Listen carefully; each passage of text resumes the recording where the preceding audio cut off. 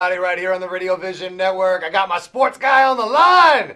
He is Neil Villapiano. He is the host of the MVP show every Saturday here on Radio Vision Network. Good morning, Neil. What's happening? Hey, Mark. How are you? I'm doing good. So let's jump right into it. NFL Thursday Night Football. The Saints, the Panthers. How did this one turn out, Neil? Well, for most of the game, it was pretty much one-sided. Carolina at one point was up 23-6, I believe, and Drew Brees, who, in my opinion, is a bona fide Hall of Fame quarterback, didn't give up and really did a good job of keeping his team in it. And at one point, the Saints had the ball with about 50 seconds left, down by 3. They were making a comeback in the fourth quarter, and unfortunately, they could not get the ball down and at least get the field goal to force overtime. But it was actually a relatively good game. But unfortunately, the biggest news coming out of that game was that Pro Bowl linebacker for the Carolina Panthers, Luke Kuechly, was carted off the field last night in the third quarter. And actually, he started crying right there on the field, and that was very hard and sad to see. I'm not really sure exactly what he got injured, but looking at the replay, it looked like to me when he planted his left foot in the ground, it looks like he planted it in the wrong way, and when he got hit, as he made the tackle, it just got worse. Yeah, that's disappointing for Carolina, but I think they're already disappointed because they realize they're not going back to the Super Bowl this year. Well, obviously 4-6 is not the record that they would like to have at this point in the year. Now the Eagles are going out to Seattle to take on the Seahawks, and everybody is talking about this Seahawks defense against Carson Wentz. How do you see the Eagles faring out there this weekend? Well, you have to give the Seahawks a lot of credit for what they did last Sunday night against the New England Patriots. They played Tom Brady, and they did a relatively good job. They really kept him frustrated and did not allow Tom Brady to beat Tom Brady. And I think the Seahawks really cemented themselves as possibly one of the better teams in the NFC. But to answer your question about the defense, I think that this is still a very talented defense. I think the Legion of Boom is alive and well. And I think that Carson Wentz, especially because this game is in Seattle, he's going to have some problems with communication, obviously with the 12th man, and that being one of the louder stadiums in the NFL. I think he'll have some problems, but I still think you're going to see Carson Wentz make a few good plays throughout the game. Oh, no, they'll be fine. They were pumping extra noise into the NovaCare Center this week. That's all I've been hearing about is, we'll be ready for the crowd noise because we made it so loud during practice. Yeah, right. Well, look, the biggest thing for Carson Wentz, and I've been saying this the last couple weeks, is that he needs to hope that his receivers can be more reliable. I mean, obviously, I've seen them drop a lot of passes.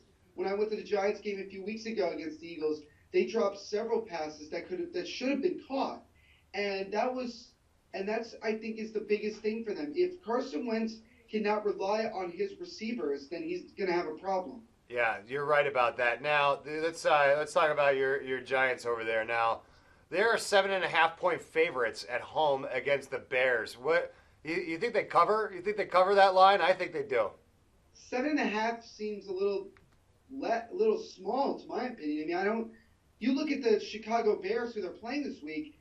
Kyle Long, one of their better defensive tackles, is going to be out with an injury, and Alshon Jeffrey, the Bears' number one receiver, is out with a suspension. So those are the top two players in the Bears right there. And no disrespect, but Jay Cutler isn't really one of the better quarterbacks in the NFL. I mean, I even think Phillip Rivers is better than Jay Cutler, in my opinion. And if you guys have been watching my show, I'm not the world's biggest Phillip Rivers fan, but I think it should be more than just 7.5. I would probably put it at maybe 17 points. I mean, 7.5 is a huge NFL line, though. That's the longest line of the week, Neil. 7.5. There's a couple of games that are 7.5. But look, Alshon Jeffrey, he's on my fantasy team. He stinks. He hasn't done crap all year. So you know what? I'm glad he got suspended. Now I don't have to put him in my lineup. He was such a high draft pick. Well, beggars can't be choosers. All right. So I know that they gave away some MLB awards yesterday. I saw Mike Trout won the AL MVP again. What's going on in the hot stove, Neil? Well, I mean, the Mike Trout MVP award, that was very surprising to me. I didn't think Mike, no disrespect to him, I just think he still had a very good season, but I just didn't think he was the guy that should have won it. I think the guy who should have won it would be Mookie Betts from the Boston Red Sox.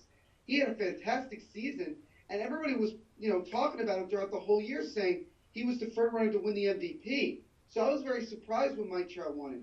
I wasn't necessarily surprised about Chris Bryant winning the NL MVP. He obviously had a great season. He was definitely the best player in the National League, and he helped the Cubs win the World Series. So I can totally understand that. And also with the the Cy Young Awards, Rick Porcello, a guy from Montclair, New Jersey, getting 22 victories for the Boston Red Sox. I think he definitely deserved to win the AL Cy Young. But Max Scherzer winning the NL, and obviously nobody was that dominant, but I was a little bit surprised by, Max Scherzer winning the Cy Young. Well, you talk about Trout and the AL MVP. I don't think Trout had the best year, and the Angels stunk this year. That's not real. I don't know. I know it's not supposed to matter, but I was surprised. I was surprised about that as well.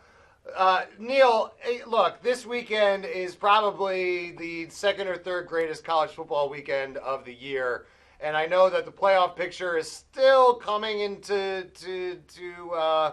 clarity. What do we think? What's going on in college football right now? Did you freeze up? You look frozen. He's frozen. Neil Villapiano, everybody, from the MVP show every Saturday here on Radio Vision Network. Our Skype line dropped out. Neil froze. His laptop is on the fritz. He needs a new one, but it's all good. I'm going to take a quick break, but we're going to be right back here on Morning Coffee.